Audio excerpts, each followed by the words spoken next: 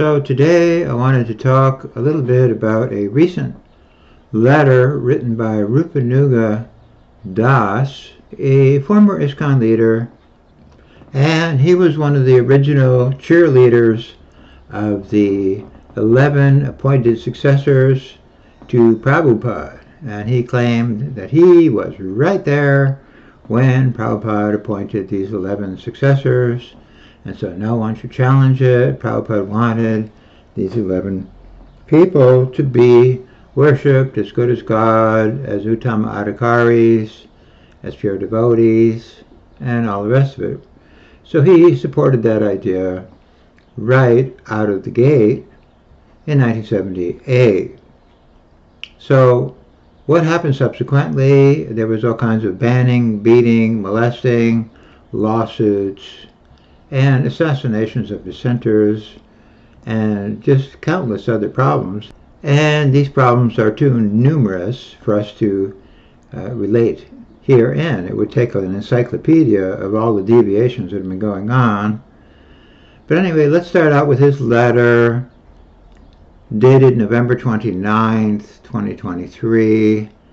Rupanuga says, enough of the nitpicking out of context about the May 28th meeting, because I was there and I have all the signatures. There was purpose to that meeting, which was to answer the question first asked of Srila Prabhupada, the question about the future as to how first and second initiations were to be carried out after his departure, plain and simple.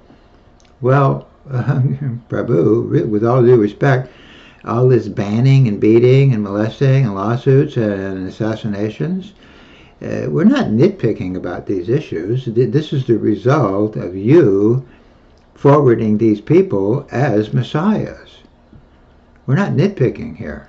You know, thousands of kids were molested as a result of you endorsing this program that we have to worship deviants as Krishna's successors. And this was not Prabhupada's wish. And you keep trying to say Prabhupada wanted us to worship deviants as his successors. He never ordered that. Sorry. You were there, but you misunderstood. So, yes, the meeting was held on May 28th, and Prabhupada said, in the future, the initiations will be conducted by Ritvix when I'm no longer here. And this was verified by Tamal Krishna later on in Topanga. He said, yeah, we were only appointed as Ritvix. Hansaduta later on admitted we were only appointed as Ritvix. So we were only appointed as administrators and priests at best, and not as full-blown successors to Krishna. But Rupanuga also knew that Kirtananda was formerly a Mott Street boy, which was a homosexual household. Bhavananda was formerly a disciple of Andy Warhol, which was a homosexual program. And Jaitirtha was formerly a disciple of Timothy Leary, which was an LSD program. And many other leaders had many other problems. It was an ongoing situation where Prabhupada was always wrestling with the GBC, the leaders. They were causing him headaches on an ongoing basis. How could we say they are pure devotees all of a sudden? They're as good as God all of a sudden. In addition, Prabhupada says conditioned souls cannot give diksha and absorb the sins of other conditioned souls. And if they artificially attempt to do that, they will suffer. They will fall down, get sick, or both, and die prematurely. So why is Rupanuga thinking that these 11 people are as qualified as Jesus and they're able to absorb sins like Jesus? And why is only the 11? Why weren't all of the disciples named as the successors? Why were only 11 named as the successors? so there's many questions that he really doesn't answer here at all. Okay, getting back to his letter, he says, when can mean the future, as in when will you go, or the past, as in when did you go, or it can refer to whenever I say it, past, present, or future. In other words, Srila Prabhupada was clearly declaring his authority then and there by saying, when I order. He was in the process of giving instructions about the order itself. Okay, If I tell people to turn on the electric switch, then you can. But if you turn it on now, you will electrocute me or somebody else. When I tell you to turn on the switch, it's not an order to turn on the switch now. When I order is meant for the future. And he also said, when the training is complete. Well, the training was not complete, obviously, and therefore he did not order 11 or any other people to be gurus. No names are given on May 28th. No one is named to be a guru. Okay, Rupanuga, that's what he was doing at that momentous occasion on 28 May 1977. He was stressing his authority to his GBC. He said, I will name some of you, and he did. Okay, wait a minute. No, the July 9th letter does not name successors. It names Ritviks, who will be initiating on his behalf. It does not say that these people are successors or that they will be successors. That is not included in the letter.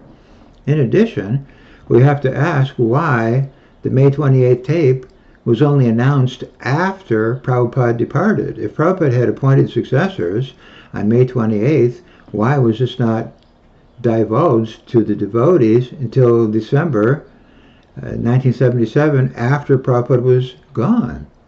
If Prabhupada had appointed successors, that would have been momentous. That's true. It would have been announced to all the devotees. Oh, Prabhupada has appointed successors. We all would have known about it. And then we all could have gone back and asked Prabhupada, is this really what you intended? And so on and so forth. So this was only announced after Prabhupada departed. But we didn't even have the May 28th tape. Sulochan had to bribe some archives people to get a copy of it. And he was the first person to publish the content of the tape. The tape was not being circulated to the devotees.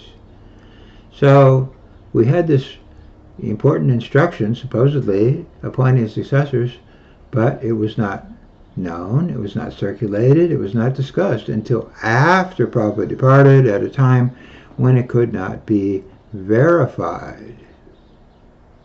Okay, getting back to Rupanuga again. When I order is referring to that present time, the time he was giving the instruction at that meeting on May 28th. No, when I order is not to be done now. When I order is when a future time comes. Rupanuga, that is the purposeful meaning of when I order, and he used it. We all know how Srila Prabhupada used the English language in his own emphatic way. This is a good example, and there's no value of taking it out of context. Okay, what is the context? The GBCs were a sinister movement within my movement. The GBC are after pounds, shillings, and pence. The GBC are gossiping on the telex. The GBC are not chanting their rounds. The GBC are not following the principles. The GBC are falling down. Madhavisa has broken my heart. Kirtananda is a crazy man. We need to send him back to Bellevue. Shamsundar went crazy. Bali Mardan went crazy. This guy went crazy. That guy went crazy.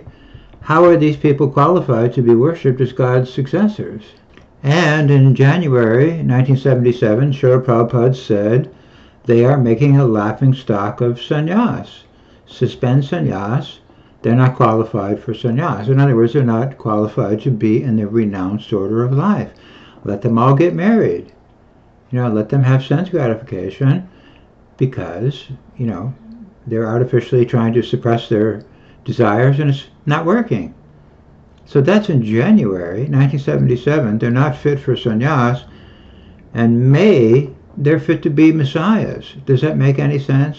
January, February, March. You are not fit to be in the renounced order, but in May, you're fit to be messiahs. Why? Because I gave an order. I'm ordering you to be a messiah. Wait a minute. How is that possible? You already established that they're not qualified to even be in the renounced order. We should suspend the renounced order. It's not working. So they're not going to be able to be messiahs. That's never going to work. That's the context. The context is the GBC They tried to take over ISKCON in 1970. They put Prabhupada in a room. He said, this is, a sinister movement. They're trying to take over my mission. 1972, he suspends the GBC because they're trying to take over his mission. Kirtananda puts his picture on the altar. Hansaduta puts his picture on the altar in like 1972 or 3. And Prabhupada said, I'm disgusted. At least in the Gaudiya Math, they waited until the Guru left before they put their picture on the altar. So there's all kinds of indications that Prabhupada was not seeing these leaders as pure devotees and Krishna's successors and so on and so forth. That is the context, Rupanuga. And then, let's say the icing on the cake of all this is that Prabhupada says someone is giving me poison in November of 1977. Why would he say that? My only request is, do not torture me and put me to death. Are these his successors? Do not torture me and put me to death? Why would he even have to make such a statement to his loving successors? So, yeah, let's put all this into context, Rupanuga. These people were defying Prabhupada over and over and over again. They were falling down over again. We all knew that. Everyone knew that.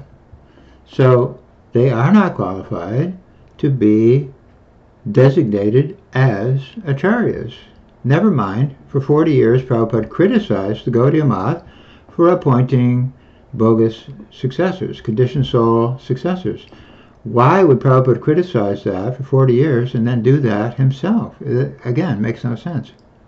Okay, getting back to Rupanuga. Furthermore, on October 18th, 1977, 4 months later, he again made it clear that he had deputed my disciples to initiate, not because he was changing the traditional parampara system. Well, you don't find conditioned souls in the parampara system at any time. Conditioned souls are not in the parampara. And also, yeah, he deputed. A deputy is not the same as the president. The deputy is only an agent of the president. He is not the president. So, yeah, he deputed people to initiate on his behalf. Because he was too ill to do it is one thing or the other, but that's not the real issue. The issue is he had only made deputies, and he said that. He's making deputies, agents, ritviks, or proxies, or priests, or preachers, or whatever you want to call it, but he did not say at any point that these are going to be my successors. That was never said. There's no document that says that anywhere. Okay, getting back to Rupanuga, by this October 18th meeting, he had already named 11 of them in the July 9th letter. A couple months before the July 9th letter, he had already made it clear during the May 28th meeting that he wanted all those who would be initiated after his disappearance by his senior disciples, who he had said would be regular gurus, to be disciples of my disciples and his grand disciples. Well, there's a lot of speculation that this May 28th tape was a splice job, and Gopavindapal found out that Rameshwar was, in fact, splicing up tapes, and Suloshan thought this was a splice job. But even taking it as it is, it does only say that after I'm gone, there's going to be ritviks.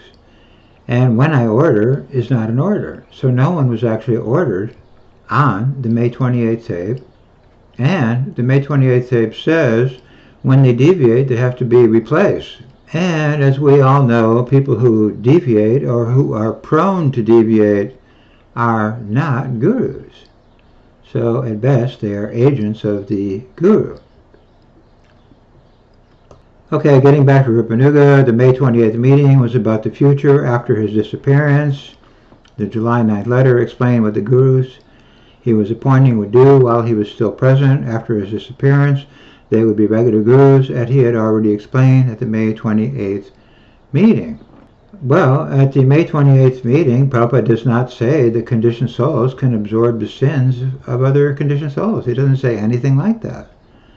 He said, if conditioned souls take sins, they will suffer. They will fall down, get sick, or both.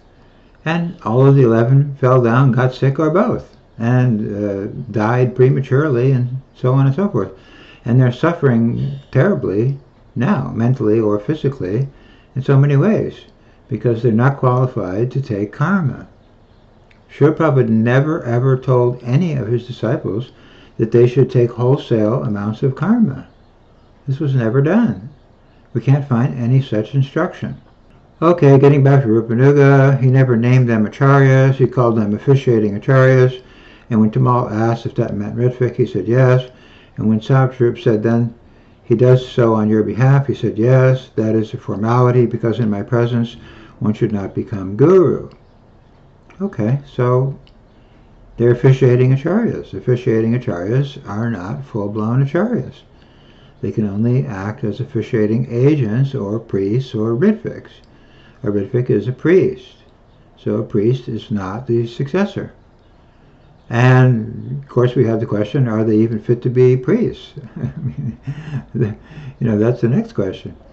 A priest, a brahmana, is a very qualified devotee who follows all the rules and regulations and principles, and they were not able to even maintain that standard. They weren't even able to maintain the standard of a ritvik, never mind an acharya.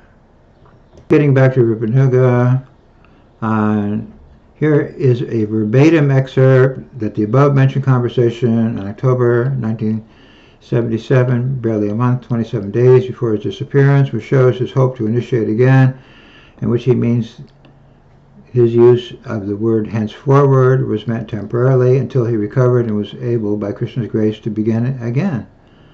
Well, that's all speculation. How do we know if henceforward was meant to end when his body ended or not? It's not stated. Okay, going back to Rupanuga, I stopped for the time being, indicates that he considered the Ritvik appointments he made 3 months earlier to be only temporarily, but necessary due to his condition. He intended the Ritvik procedure to only last until his own initiations could begin again. Well, that again is all speculation. How do we know that is what he intended? It's not what he said specifically. Going back, Rupanuga says, for the foreseeable future, or until further notice, or until I begin again.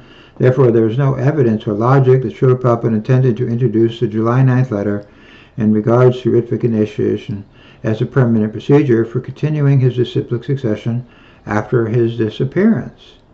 Well, why not? I mean, was any other written order given after that? That was it. This is how initiations will go forward, hence forward. It doesn't say it's going to end at a specific time or any time. So then Rupanuga says the gurus were battlefield commissioned too, just like the sannyasis. Okay, well, we had just explained that. The sannyasis were failing, and Prabhupada said, no more sannyas. Rupanuga, he didn't want to leave a gap in the parampara behind and had to work with what he had. Oh, so the parampara continues with what you have, and if you have a bunch of deviants and people inclined towards illicit sex and drugs and many other deviations, that's fine. You should just put them in the parampara anyway. What kind of management of the parampara is that?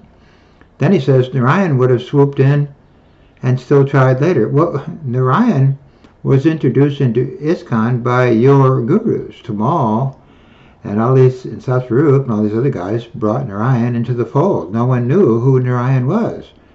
The only reason Narayan became prominent in ISKCON is because Rupanuga's gurus brought him in and made him a prominent personality. And yeah, then he tried to take over. Okay, we all agree. But how did this happen? How did Sridhar Maharaj become a big authority? And wait a minute, didn't Prabhupada write to Rupanuga and say, do not allow Sridhar Maharaj's influence to take over ISKCON? And then they all went to Sridhar, and Rupanuga didn't say anything about it. And then later on, Narayan Maharaj is writing the Guru Reform Notebook as a consultant with Satsvarup.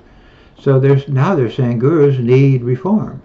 So gurus are deviating, gurus are falling down left, right, and center. Gurus are having illicit sex left, right, and center. Gurus are taking drugs. Gurus are drinking vodka. And gurus are orchestrating crimes. But no problem, we're going to reform them. Well, wait a minute. So Prabhupada says that Krishna dictates to the Guru, and then Rupanuga personally told me he thought he was going to reform the situation from within. He's going to reform the Gurus. Rupanuga, you are not Krishna, okay? Hello? Krishna is the person who dictates to the acharyas, not you. Not your pals like Rochan and Bahudak and Prithu and all your other crazy guys. You are not the people who dictate to the acharya.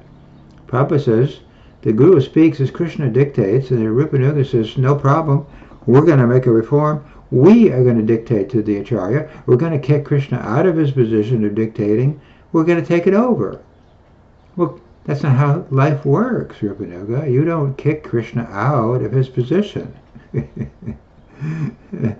Okay, Krishna's in charge of the parampara. The people in the parampara are Krishna's direct successors who are empowered by Krishna. They're not empowered by you. I mean, when I saw that the GBC was saying we are empowering gurus, they thought they were Krishna. We're going to empower the Guru. Krishna empowers the Guru, and now we're going to empower. No, not how this all works, Rupanuga.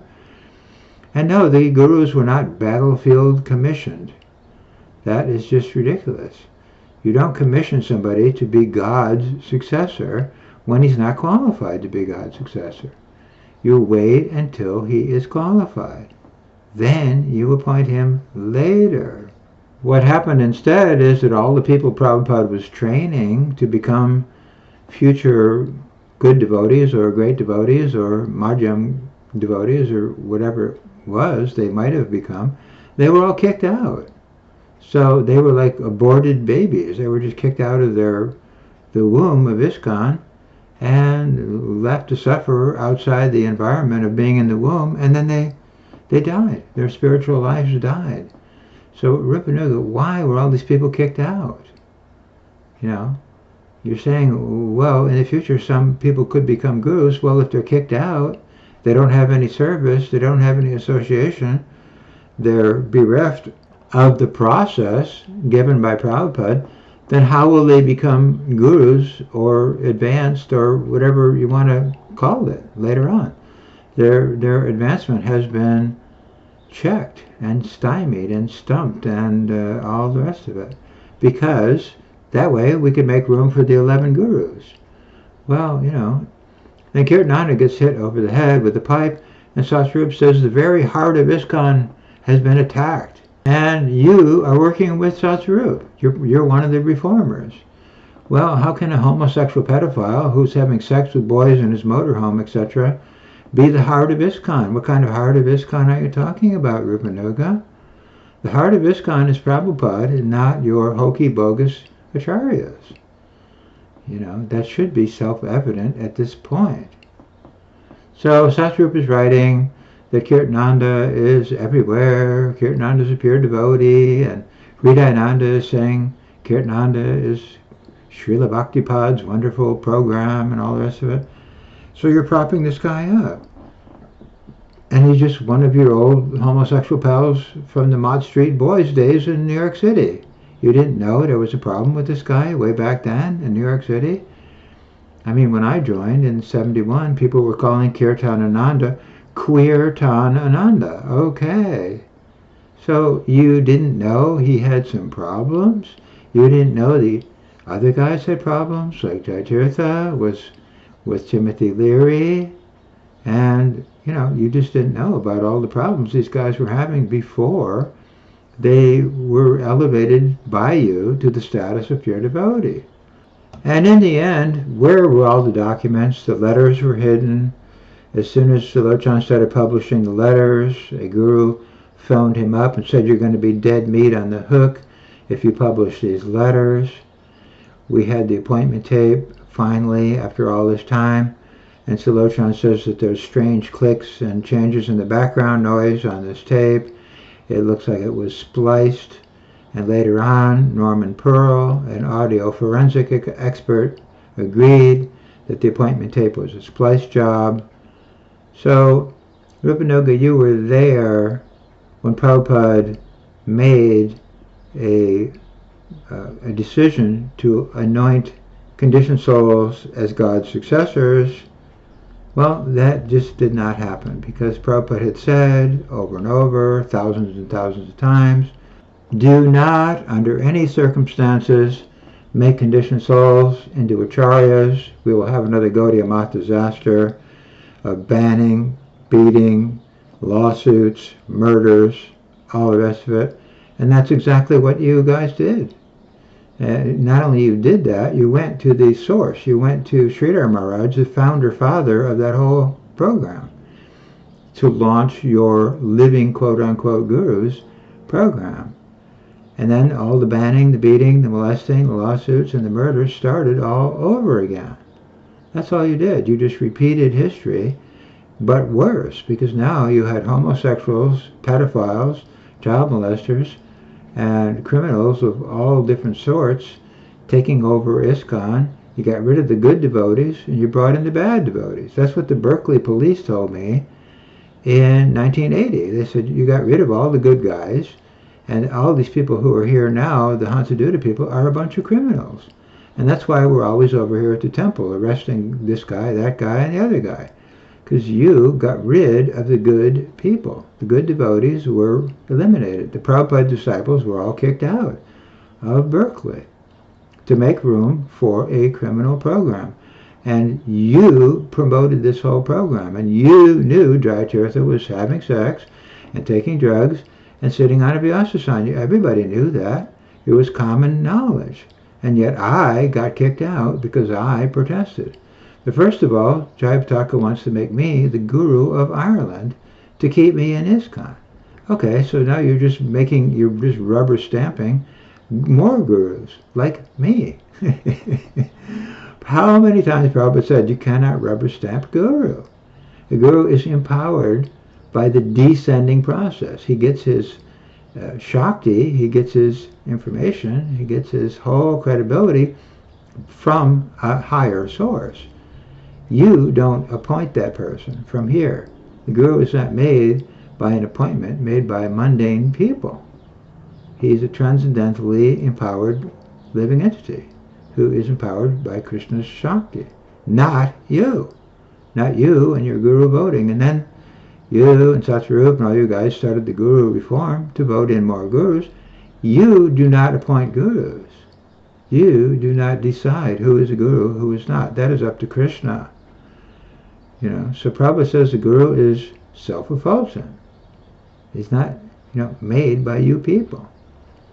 So Rupanuga, to make a long story short, you guys got rid of all the Prabhupada devotees so you could make a program of worshiping homosexuals, pedophiles, illicit sex, drugs, and porno swamis, and who the heck knows what else is going on with your quote-unquote guru parampara.